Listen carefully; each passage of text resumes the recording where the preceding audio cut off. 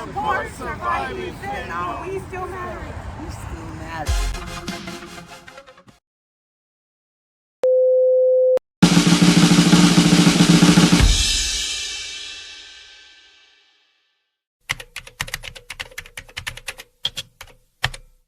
Yeah, so with this drug, right, we used to be able to say the minority is affects black people, Hispanics, but with this drug, what I've learned is that it's colorless, it's ageless, it doesn't have a gender. I put a post up on TikTok. You know how they had that thing where it lists all the criterias, and they usually have like a picture of a person for dating. But I put the fentanyl pill up, and it likes all music. It likes any setting, any anybody that's willing to do it is willing to interact with you. I couldn't imagine growing up because everybody knows I hustled, I went to prison, I did a lot of things, but in this era of exchanging drugs, and you don't know if you might kill somebody, you know what I'm saying? Right. So just like elaborate a little bit on that and how you feel about that. Right. To me, when I was selling them, I tell people, if you come to me and you purchase them, you need to at your own risk, because once it comes from my hand to your hands, I have nothing else to do with it. You chose to buy them, you chose to do them, however you smoking them, shooting them up, snorting them. That's on you. But don't come knocking back on my door. If you see me outside, don't stop me. And you better not stop me if you see me with my grandkids, because I will go off on you. How many grandkids do you have? I have 5 grandkids. What's their ages? 7, 6, 5, 3, and 10 months old. Are you worried about their safety with this? Yes, I am, because I have, like I said, and they have to grow up in this world, which is very messed up. And like I said, back in our days, it was more safer because we used to be able to sleep outside. We had morals. We had a rule. We had an ethics. Now these days, these kids, you'd be lucky to see how many women still have custody of their kids because they don't lost custody due to the fact of these life changers, which is fentanyl pills. And I feel like my grandkids don't have a chance at life. And if I could teach them school at home, I would do it. Just so I know that they are safe, and I wouldn't have to worry about anything. I mean, but you still got to worry about them being in your home, and you got to worry about who you trusted with your kids these days, because like I said, you can't trust no one around your kids. Yeah. You got to be safe your own self. So 2 things we want to do as support surviving fentanyl is we want to create a curriculum to teach at the 7th grade level. And then secondly, we want to fight for Narcan to be in every school bus, every government transportation, Uber drivers, and get everybody Narcan certified. Right.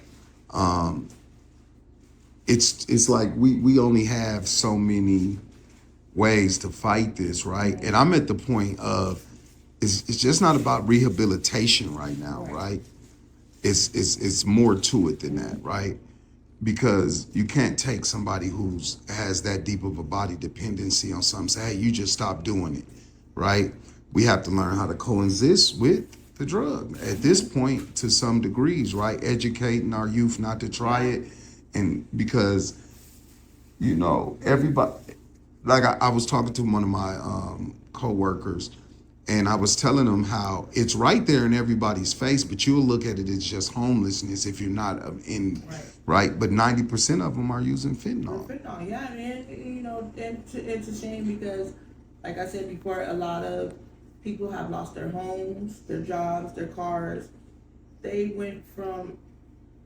going through it all now because they chose to pick pills over their family, and I feel like that if they made this drug, they knew what they were doing when they made it. Because back then, crack cocaine, you snort a little bit of coke, you smoke some sherm, whatever your choice of drugs is, it was okay, it was safe. Now, even with marijuana, you catching fentanyl in your marijuana, you catching it in your PCP.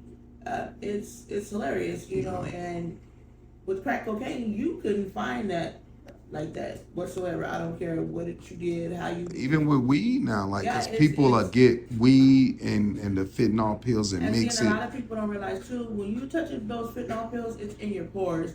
So if you're smoking weed, make sure you wash your hands with some type of chemicals, bleach, peroxide. I prefer peroxide because it's gonna get all the way into your pores.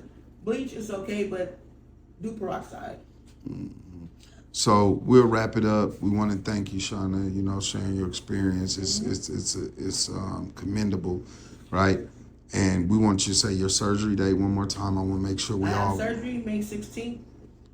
Okay. And that's on the breast cancer or colon cancer. Colon. Okay. And you were saying I want people to see your strength, right? Because I heard you say this before the interview as we were chatting, how they gave you a certain amount of time to live, and you said that you weren't gonna walk around like that every day or look like. No, I'm not. Just because I got diagnosed with cancer, I don't have to walk around and look like I'm sick or be laid up like I'm sick.